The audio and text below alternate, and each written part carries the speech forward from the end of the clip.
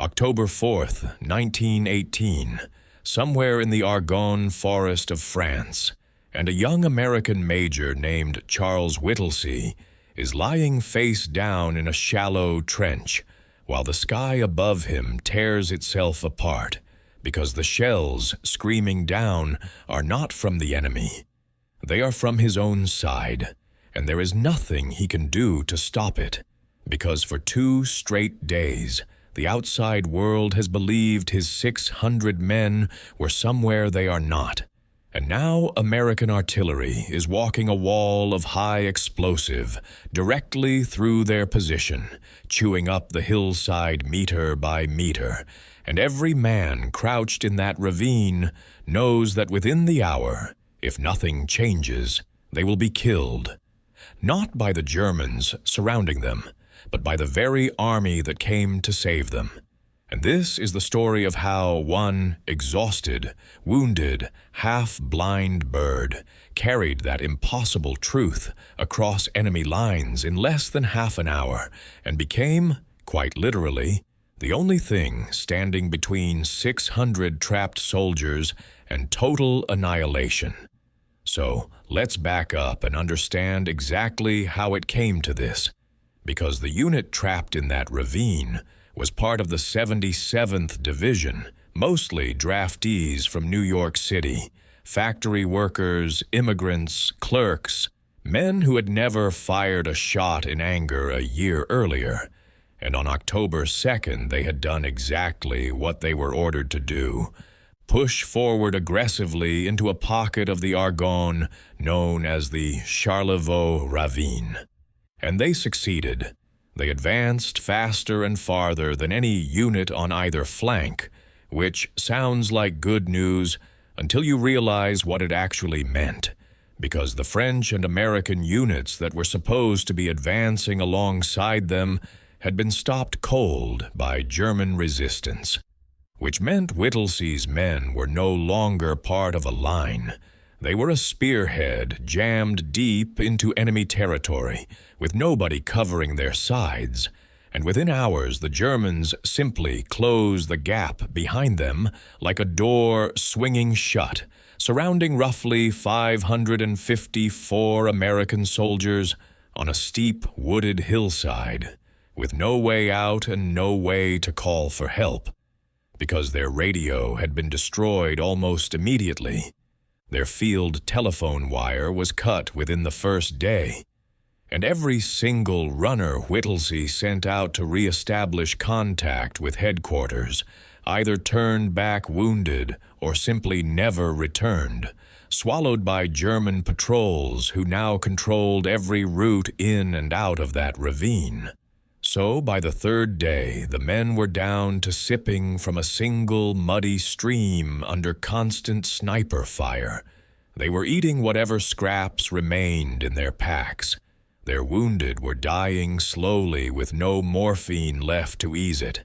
And worse than any of that, worse than the hunger and the cold October rain, was the growing horror that nobody at headquarters actually knew where they were, because the last confirmed coordinates on file were already a day old.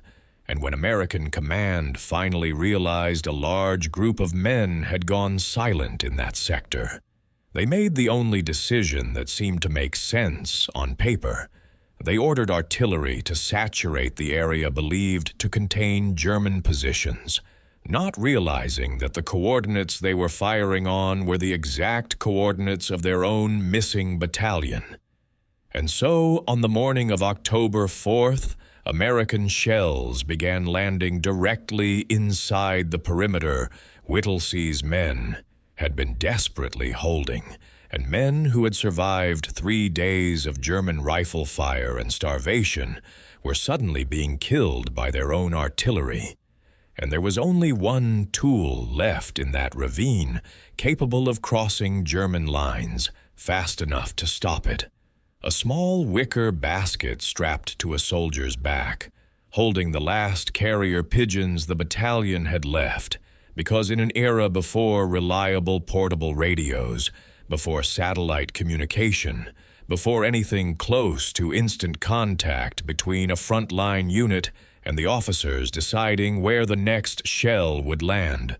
Armies on every side of this war had quietly come to depend on birds. Ordinary-looking pigeons trained from birth to do exactly one thing: fly home no matter what stood in the way. And inside that ravine, as dirt and shrapnel rained down and men pressed themselves flat against the mud, praying the next impact would not be theirs, Whittlesey understood with total clarity that the fate of every soldier still breathing around him now rested entirely on the wings of a single bird.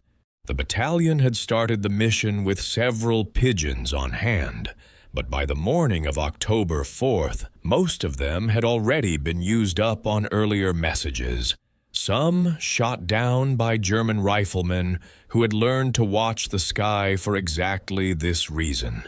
And by the time the friendly fire began raining down, Whittlesey's signalman had only one bird left in the basket, a small blue Czech hen named Cher Ami, French for dear friend, a bird who had already flown 12 successful missions for the American forces and had a reputation among the Signal Corps as fast and stubborn, the kind of bird handlers trusted with the missions nobody else wanted to risk. And now, everything came down to her. One exhausted animal against 25 miles of German-held sky. So, a soldier scribbled a message on a thin strip of paper by hand, the words urgent and blunt. "We are along the road parallel to 276.4. Our own artillery is dropping a barrage directly on us. For heaven's sake, stop it." And that note was rolled tight and sealed inside a small canister clipped to Cher Ami's leg. And then the bird was thrown into the air over the ravine, straight into a battlefield. Thick with smoke, artillery bursts, and German soldiers on the surrounding ridges who had spent 3 days shooting at exactly this kind of target, because the Germans understood as well as the Americans did that a pigeon escaping a surrounded position meant a message getting through. And so the moment Cher Ami rose above the tree line, rifle fire erupted from the German positions on the ridge, and the men in the ravine watched in horror as their last pigeon was hit almost immediately and dropped like a stone back toward the earth, disappearing into the smoke below the tree line. And for a long, sickening moment, it seemed the mission had failed exactly the way the previous ones had. But then, almost impossibly, Cher Ami rose again, climbing back up through the branches. Despite catastrophic wounds, a bullet had torn through her breast. Another had shattered the leg carrying the message canister, which now hung by nothing more than a few tendons and a thread of skin. And she had been blinded in one eye. Yet she kept climbing, higher and higher, until she cleared the ridge and turned toward American lines, 25 miles away. And what followed was one of the most remarkable flights in military history, because despite everything, despite the blood loss, despite a wing and a leg that should have made flight impossible, Cher Ami covered that 25-mile distance in approximately 25 minutes, arriving at the loft of the 77th Division's Signal Corps, barely able to stand. And when the handlers rushed to her, they found her covered in blood, missing most of one leg. Her breastbone shattered, but alive, and clinging to that leg by a single thread of tendon was the canister, still sealed, still intact, and inside it was the message that stopped the barrage in time, because within minutes of that canister being opened, American Artillery Command redirected their fire away from the ravine, and the shelling on Whittlesey's position finally stopped. And while it would still take 2 more agonizing days before American relief. Forces physically broke through the German encirclement and reached the survivors. The immediate threat of being wiped out by their own artillery had ended the moment that battered, half-blind Pigeon dropped out of the sky into the arms of a signal corpsman. And when the rescue finally came on October 7th, of the roughly 554 men who had originally been trapped, only around 194 walked out unwounded. The rest had been killed, wounded, or captured over 6 brutal days. But the survivors who did walk out, along with every wounded man who lived long enough to be carried to safety, owed at least part of that survival to the fact that friendly fire had stopped when it did. And to this day, military historians still describe Cher Ami's flight as one of the clearest examples in modern warfare of a single animal's action, directly determining whether hundreds of soldiers lived or died within a matter of minutes. Army medics who examined Cher Ami afterward could not believe she had survived the flight at all, let alone completed it. Her breastbone had been shattered by the bullet that struck her chest. One eye was gone, and the leg holding the message canister was so badly damaged that veterinary staff eventually had to amputate what remained of it.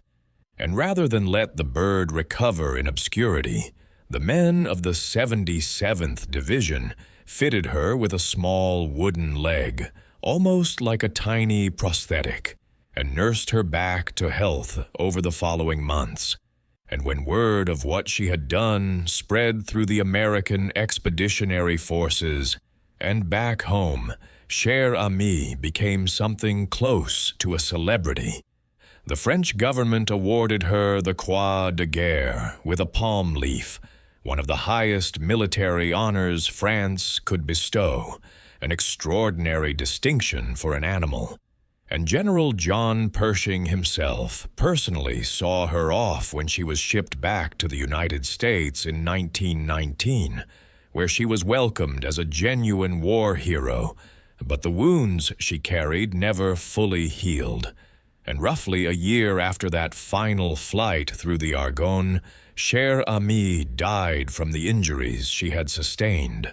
And after her death, her body was preserved through taxidermy and eventually placed on permanent display at the Smithsonian's National Museum of American History in Washington, D.C., where visitors can still see her today, standing on her small wooden leg inside a glass case, a quiet, almost unremarkable-looking bird if you did not know her story. And that contrast is really the heart of why this story has endured for over a century, because Cher Ami was not a soldier who chose to be brave. She did not understand strategy or sacrifice or the 600 lives hanging on her flight. She was simply a trained animal, doing the only thing she knew how to do: fly home as fast as possible. And yet in doing exactly that, wounded, blinded, and dying, she became the difference between an entire battalion being wiped out by its own army and that same battalion living long enough to be rescued. And there is something almost unbearably human about the fact that in the chaos and confusion of one of the deadliest wars in history, when radios failed and telephone wires were cut and every human runner had been shot down, it was ultimately a small blue check pigeon that got the truth through when nothing else could. And Cher Ami was not alone in this kind of service either. Tens of thousands of pigeons were used by militaries throughout the First and Second World Wars, precisely because they could not be jammed, hacked, or intercepted the way radio signals could. They simply flew, following an instinct older than any army. And while most of those flights never made it into the history books, Cher Ami's did, because the men she saved never forgot what those final desperate minutes felt like lying in the mud, waiting to die under their own nation's shells. And then, impossibly, watching the barrage lift, and in the decades since, her story has been retold in children's books, museum exhibits, documentaries, and even Hollywood films, each version adding its own embellishments. Some accounts claiming she saved as many as 1,000 men.